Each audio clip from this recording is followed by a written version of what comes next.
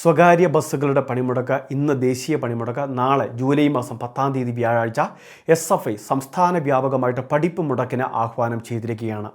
SFI സംസ്ഥാന secretary ഉൾപ്പെടെ 30ഓളം അംഗങ്ങളെ റിമാൻഡ് ചെയ്തതിൽ പ്രതിഷേധിച്ചുകൂടിയാണ് സംസ്ഥാന വ്യാപകമായിട്ട് SFIയുടെ പഠിപ്പ് മുടക്കിന് ഇപ്പോൾ ആഹ്വാനം ചെയ്തിട്ടുള്ളത്. വിവിധ സർവകലാശാലയ്ക്ക് മുകളിലുള്ള ഗവർണറുടെ കൂടുതൽ നീക്കങ്ങൾക്കെതിരെയാണ് കഴിഞ്ഞ ദിവസങ്ങളിൽ SFI പ്രതിഷേധങ്ങൾ സംഘടിപ്പിച്ചത്.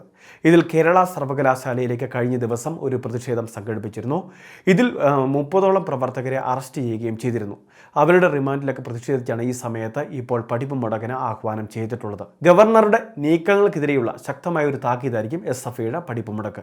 വിവിധ സർവകലാശാലകൾ, കേരള സർവകലാശാല, MG സർവകലാശാല, അതോടൊപ്പം തന്നെ കാലിക്കറ്റ് സർവകലാശാല, മറ്റ് വിവിധ സർവകലാശാലകളെല്ലാം തന്നെ ഇത്തരത്തിൽ വലിയ പ്രതിസന്ധികൾ നേരിടുന്നുണ്ട് എന്നും ഇതിൽ ഗവർണറുടെ അധികാര ദുർവിനിയോഗം ഉൾപ്പെടെയുള്ള കാര്യങ്ങൾ ചൂണ്ടിക്കാട്ടിയാണ് SFI കഴിഞ്ഞ ദിവസങ്ങളിലൊക്കെ മാർച്ചും അതോടൊപ്പം തന്നെ പ്രതിഷേധങ്ങളും സംഘടിപ്പിച്ചത്.